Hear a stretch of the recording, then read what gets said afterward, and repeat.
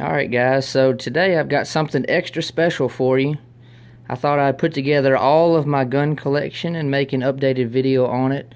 The last time I made a gun collection video was in December of 2015, and so it's been about a year and 8 months or so since I've made one, and I've added a lot of things since then, a lot of rifles since then and guns, so I thought I'd make a video and show y'all where I'm at as far as my collection now. I don't want this to be a 2-hour long video, so I'm not going to go into a whole lot of detail about each rifle, or even the handguns. I've got videos on all of these if y'all want to look through and check those out, but I'm just going to kind of go over basically what you see here, and I thought today would be the day for it. So I'll start right here, and I just made a video on these. These are my 7 Mosin Nagants. I just did a Mosin Nagant Family Part 2 not too long ago. If y'all want to check that out and see these more in detail, but starting at the top here, I've got my X-Dragoon hex receiver. It's dated 1928. That's a really nice one there. Moving down here, I've got my 1933 Finnish Capture Mosin Nagant. And then moving along here, I've got my 1941 9130. Then I've got my 1943 9130, and I've got a 1944 9130. Now, all 3 of these 9130s are round receivers, and the Finnish Capture and, like I said, the X-Dragoon are hex receivers. Moving down here, I've got my 1944 M38 carbine round receiver. And then I've got my 1946 M44 carbine. So that kind of wraps up, my Mosin Nagants there. Then we'll get into my infields. I've got 6 infields here. Starting with this first one here, it's my 1914 number 1 Mark III Star. This one's been converted to the wire wrap for, grenade launching. Then under that, I've got my number 1 Mark III Star 1917. And then this one right here, I'm really proud to own. This is a rare rifle here. And this is my Mark V Trials rifle. They only made, somewhere around 20,000 of these between 1922 and 1924. And this one is dated 1922, so it's first of the 3-year production. And I'm really excited about it. These go for well over $1,000 now from what I've seen, and I got this one for $260, which is really cool. So like I said, that's my trials rifle there.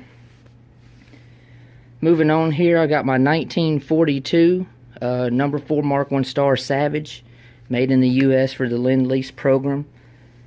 Then right here, I've got my 1943 Canadian Long Branch, made in Canada. And my last infield is my number 5 Mark I, which is my Jungle Carbine. And this one's dated 1946. And I'm actually planning on doing a video on this one real soon, hopefully next week, and I can get out and do some shooting, because it's been about 6 weeks the last time I did any shooting. It's just been hot, and then with work and weather and everything else. So hopefully soon. But that wraps up this left half of my collection. Like I said, my 7 Mosin Nagants, my 6 infields. I've really been kind of wanting to add another infield, but I see Mosin Nagants all the time, which most of the time they're overpriced, at least for me. But I just hardly ever see infields anymore, and usually when I do, I might see 1 or 2 at a gun show, but usually it's been sporterized, and they're getting harder to find for sure, though, the infields, but maybe I'll get one before long here. Moving over to this side, starting at the top here, I've got my model 1896 3040 Krag. This one, the serial number dates it to 1898. And I want to do some more shooting with that. I just refuse to pay $2 a bullet, $40 for a box of 20, or sometimes I'll find it for, $36, $38. I just refuse to pay that ridiculous amount of money. So I'm just hoping, I'll come into some fairly priced 3040 ammo before long, and I can do some more shooting with that, which I did do one video not too long ago, last year, but I want to do a more updated video on that one. Underneath it, I got my German K98 Mauser here. This one's dated 1941. I just got that back in June, and I'm real excited about that. I actually did a shooting video on that one not too long ago. Underneath it here, I got my Type 99 Japanese Arisaka. And then underneath that, I've got my Type 38 carbine Japanese Arisaka. I made videos on these, or a video for both of these, just a few months ago, and it had a kind of a twist at the end, a surprise ending that a lot of the people who've seen it thought it was funny, you know, and random and unexpected. So definitely check out that video. I'll put it as one of my end screen videos to click on and see if what y'all think about that. Right here, I've got my 1944 M1 Garand. This rifle dates to May of 1944. I've done a lot of videos with that one.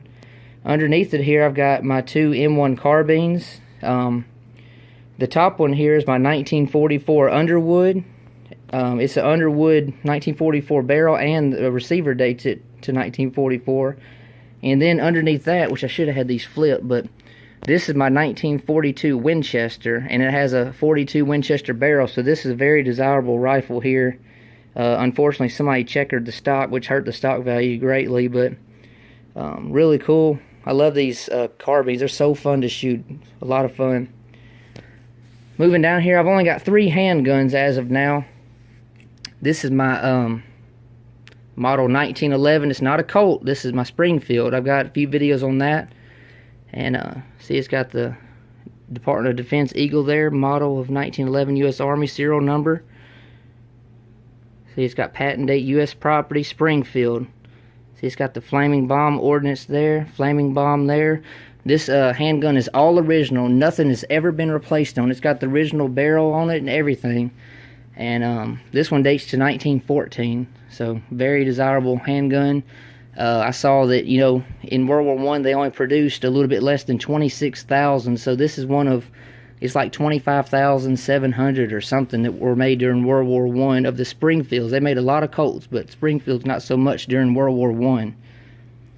But moving on here, I got these two model 1895 Nagant revolvers here, 7-shot revolvers. This one right here is dated 1925. It's a Chula. And then this one right here is dated 1945, another Chula. Now, I did have another one of these, but it was dated 1943. It was also a Chula, but I sold it back in December. And I'm actually going to be selling this 1945 one here. I've got it for sale, and I've actually got, realistically, probably 3 or 4 people interested in it.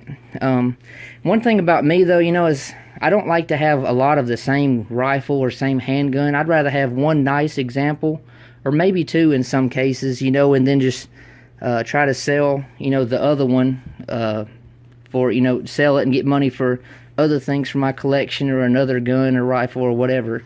But like I said, so this one won't be in my collection much longer right here, but it's all good. I do want to get more handguns, you know. I'm just real picky about what I see. But hopefully, you know, I'll get more handguns in the collection, because 3 compared to, I think, like 19 rifles, that's not a very good ratio. But anyways, guys, like I said, didn't want to make this to be a long video. I do have videos on all these, shooting videos on all of them, except I don't have a video on my 1941 9130 yet, but I'll get it in action before long. And like I said, maybe before long I can get that 30-40 Krag going. But anyways, I just want you to know that I appreciate each and every one of you, and I'm thankful, you know, my channel's growing and everything. I've got a lot of things I'm wanting to do differently, and I've already started putting into place. I just hope you guys like the way I'm headed with my collection, as far as the direction my videos and collection and everything is going. I'm sure you do. But I look forward to seeing more from you guys as well.